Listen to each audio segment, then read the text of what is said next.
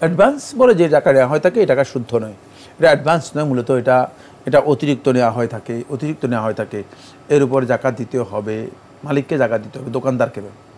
জি, আমরা জানলাম বিষয়টি সম্পর্কে। প্রিয় দর্শক আরও লিখেছেন, জাকাতে যদি সোনা বা রূপা নিসাব না হয় তাহলে টাকার জাকাত বা নিসাবের বিধান কি? আলেমদের একটি মত আছে যে টাকার যদি আলাদা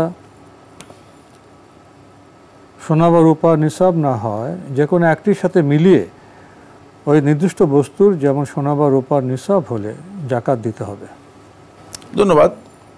ধন্যবাদ আপনাকে। প্রথম কথা হচ্ছে স্বর্ণ এবং রূপ্য,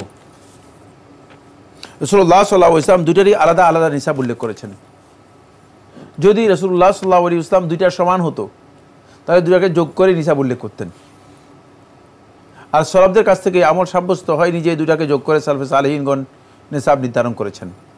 সুতরাং স্বর্ণের নিসাব আলাদা হবে, রূপার নিসাব আলাদা হবে। স্বর্ণ রূপ্য যেমন আলাদা দুটি সত্তা, অর্থাৎ দুটি জাত, দুটি জিন্স, মানে আলাদা দুটি দুটি ভিন্ন জাতীয় বস্তু বা ভিন্ন জাতীয় উপাদান, ঠিক অনুরূপভাবে টাকাও একটি ভিন্ন জাতীয় উপাদান। সুতরাং টাকার ক্ষেত্রে টাকার নিসাব প্রযোজ্য হবে, টাকার ক্ষেত্রে টাকার যে নিসাব রয়েছে সেই নিসাব প্রযোজ্য হবে। টাকার নিসাবটা নির্ধারণ করা হবে রূপের যে নিসাব রয়েছে এই নিসাবের আলোকে, আর সেটা প্রায় 70,000 টাকার মতো।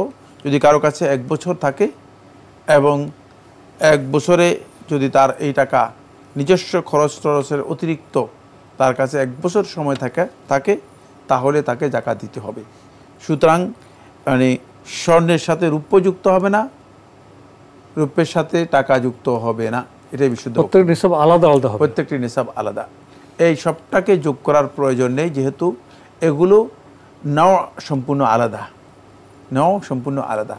যেহেতু নাও আলাদা হয়ে গিয়েছে, নয়তের কারণে প্রকার আলাদা হয়ে গিয়েছে, মানে প্রকার আলাদা হয়ে যাওয়ার কারণে একটাকে আরেকটার সাথে মুক্ত করার দরকার নেই।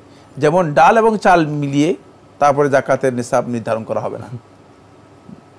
কারণ এক ব্যক্তির ডাল আছে, মনে করেন এত পরিমাণ, যদি চাউলের সাথে চালের সাথে মিলিয়ে দেওয়া হয় তাহলে নিসাব পরিমাণ হয়ে যাবে, তাহলে জাকাত হবে না, এরকম হবে না, আলাদা আলাদা করতে হবে।